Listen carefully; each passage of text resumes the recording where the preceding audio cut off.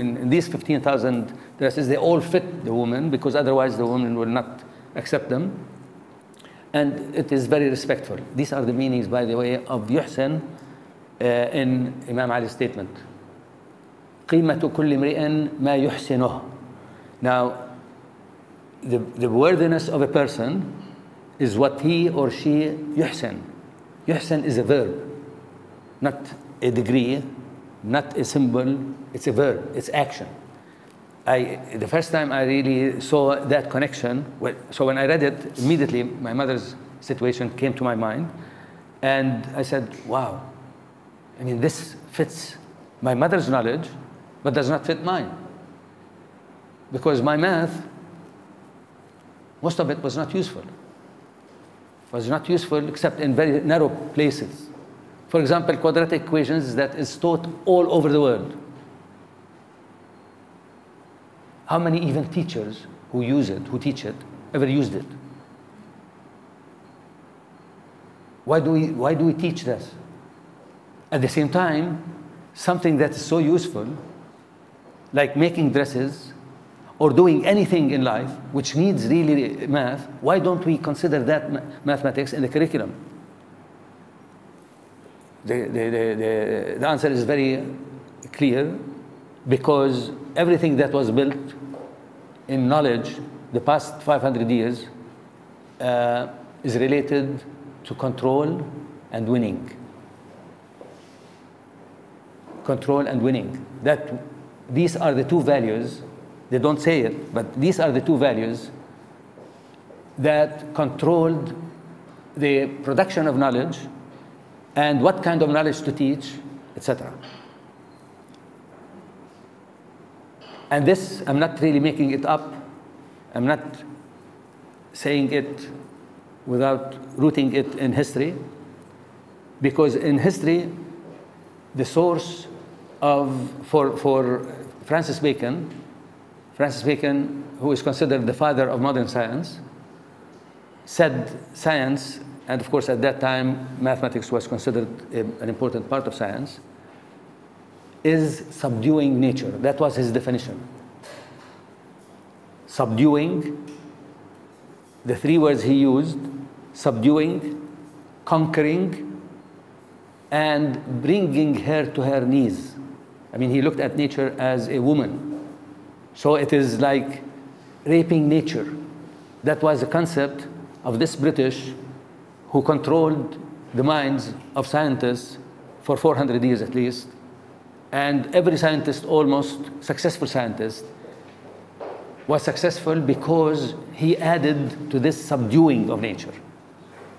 And right now, the last at least 100 years, subduing nature was not only physical nature, but human nature. And we all experience how science is used to control us. The control of people, the control of communities, the control of everything in our life was not possible without science. Science was the means to control us. And we pay for our students to go to the best schools, to the best universities, to come and control, but somehow it is forgotten. We don't see that aspect. As I said, I'm not really talking about others, I'm talking about myself. The fact that I pushed out my mother's math from our home, and I was known to be the one who knows mathematics, and I was working with teachers, with students, and I was working with 2 universities and all of that, and then I discovered, what am I doing? How come that I'm doing it without really realizing the impact and the consequences of what I'm doing? That, to me, that incident started this idea in my head of occupation of knowledge. As a Palestinian, when I discovered this, I was under, and I'm still under, Israeli occupation. So I'm talking about the meaning of occupation on a daily basis. Almost all my life, I have been under occupation. So I know military occupation very well. I know political occupation very well. I know cultural occupation very well.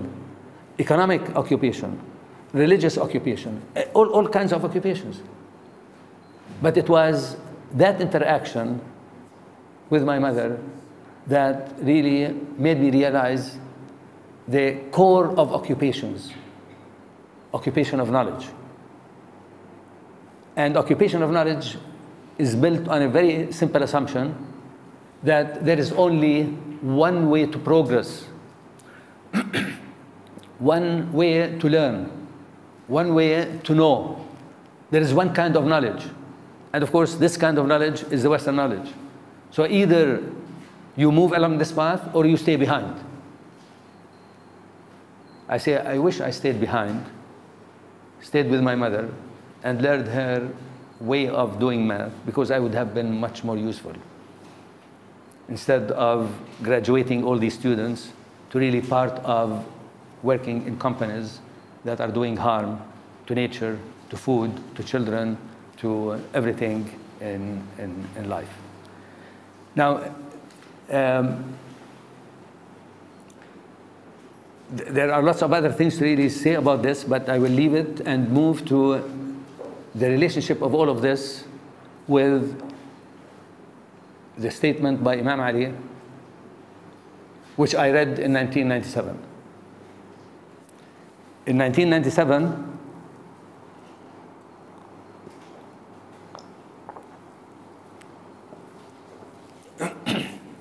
I went to the Center for Middle Eastern Studies at Harvard as a visiting scholar, and I started what I really wanted to do. That was in 1997, as I said. In 1993, the Palestinian Authority came, and we were hoping that something nice will happen. But of course, nothing really good happened. And so all what really happened, I felt, is that they are confining us in a smaller space, as if we have no relation to the Arab world. We don't have any relation to our natural neighbors, India, Pakistan, Iran, Turkey, Greece, all of these that were always neighbors, and we don't know them anymore. Maybe 60, 70 years old. The closest to the Gulf Arab, now the Arab states that are called the Gulf states, they were very close to India and Pakistan. That's where they went. That's with whom they dealt with. Karachi, Bombay, the rest. Then all of a sudden, they are supposed to be closer to Morocco, just because symbolically they are called Arab states, and therefore, somehow we ignore nature, we ignore geography, we ignore history, we ignore culture, and we stick to some symbolic things. So in the first Intifada, I saw also the futility of Palestinian universities. I left them and started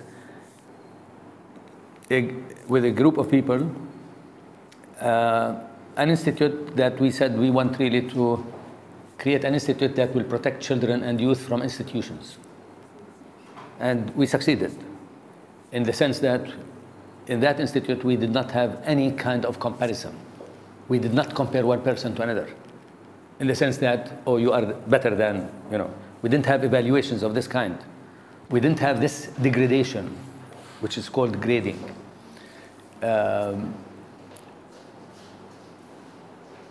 And so in 1997, I decided that what I have done in Palestine through this, it really has to be done at the Arab level. So when I went as a visiting scholar, I worked on this project. And the director, who actually happened to be a British, who knows the history of Britain in Palestine, and he was also disappointed with academia, although he was a very good academic, he's still there. Anyway, he liked what I was doing, and he said, why don't you do it? Stay with us and do it through here. I said, fine, as long as I don't follow any orders or follow any plans that he was open enough, which is very rare, but do what you want. And I did what I wanted. But that led me beyond the Arab world. For the first time, I met a